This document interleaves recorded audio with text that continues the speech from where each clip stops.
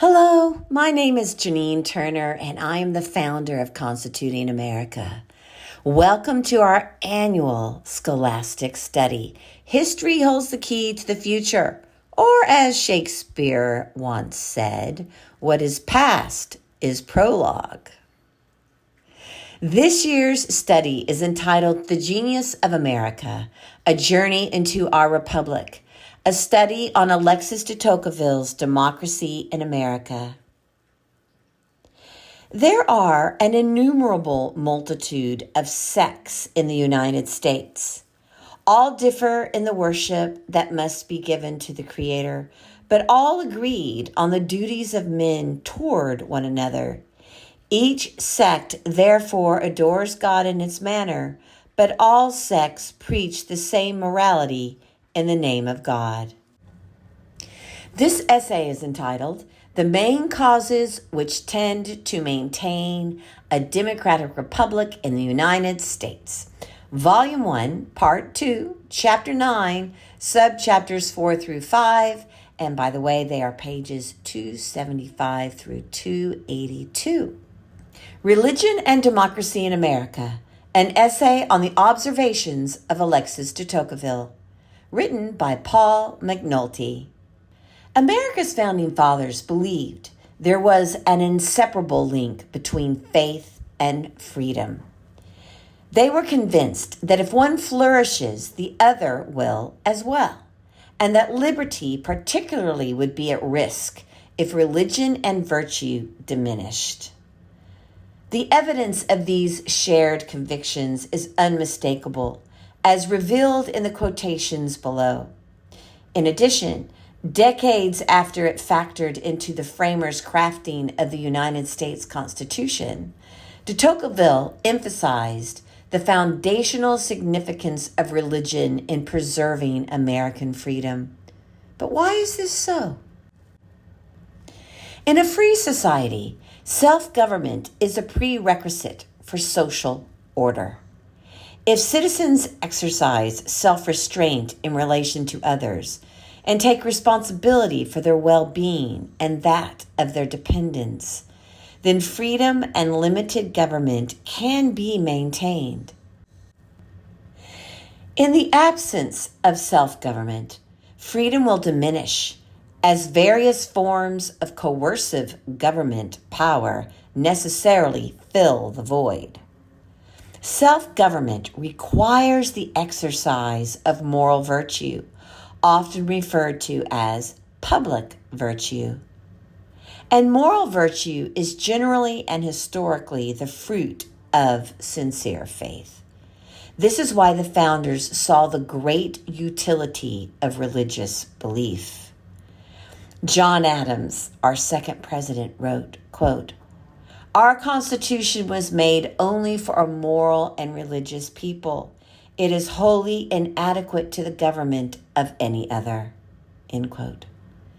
The father of our Constitution, James Madison, offered a similar insight when he observed that our form of government necessitated, quote, "sufficient virtue among men for self-government," end quote.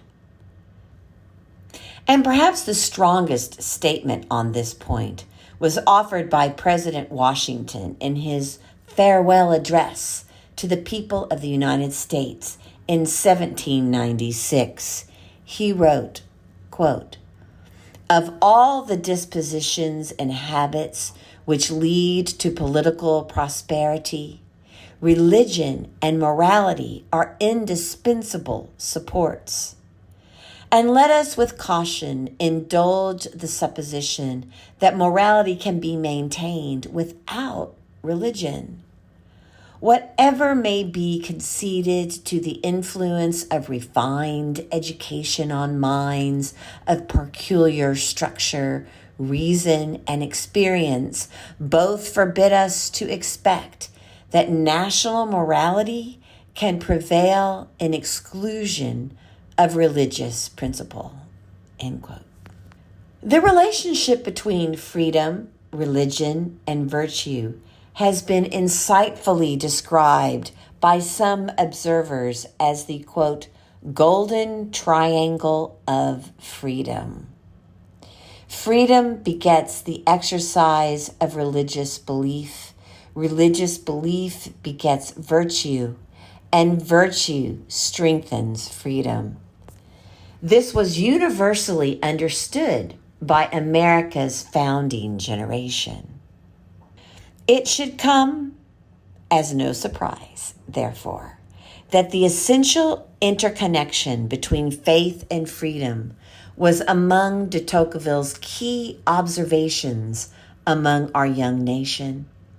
In his Democracy in America subchapter entitled, quote, "Of Religion Considered as a Political Institution, How It Serves Powerfully to Maintain the Democratic Republic Among the Americans," end quote, de Tocqueville notes, quote, "Who could deny the fortunate influence of religion on mores and the influence of mores on the government of society," end quote.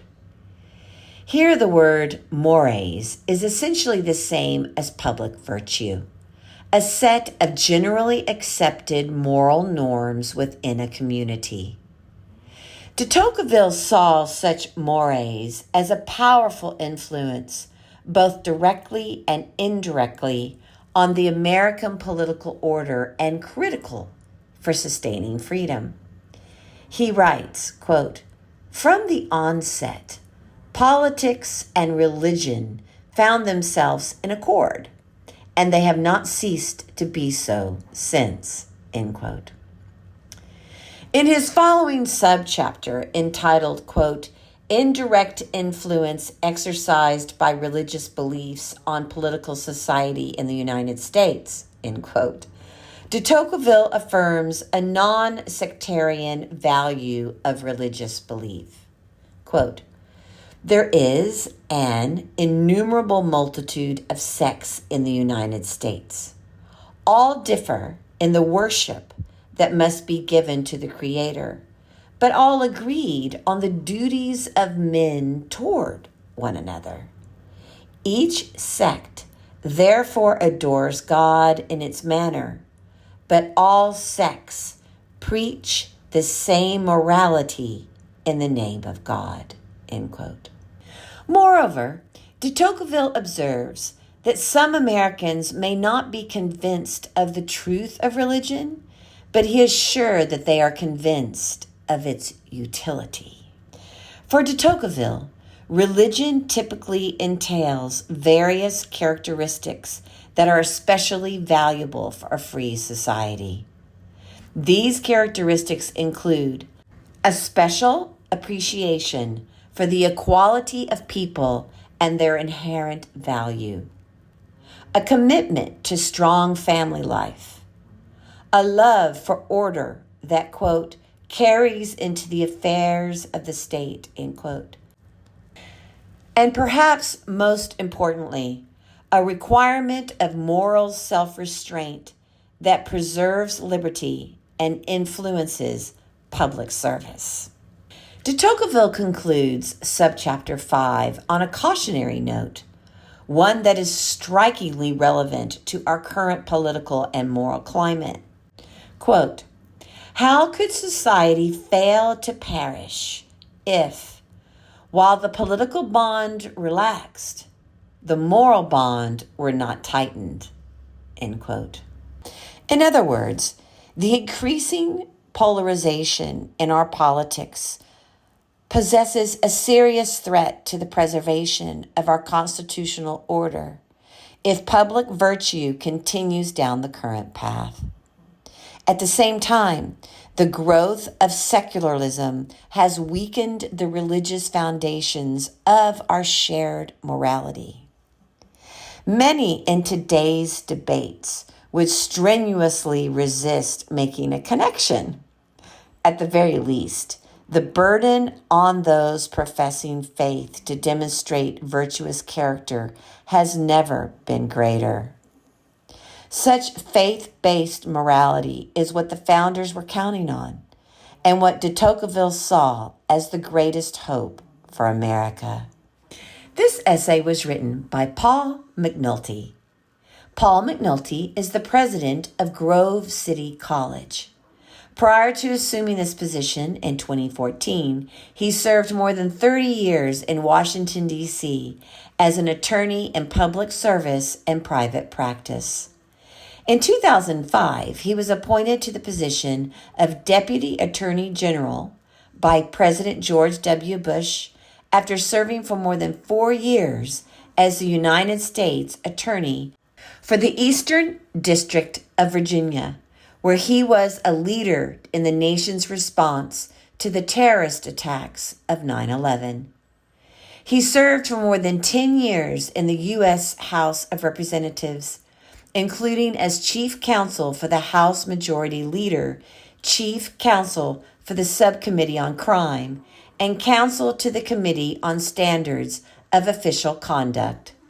Mr. McNulty has also led the corporate compliance and investigations practices at the global law firm Baker McKenzie.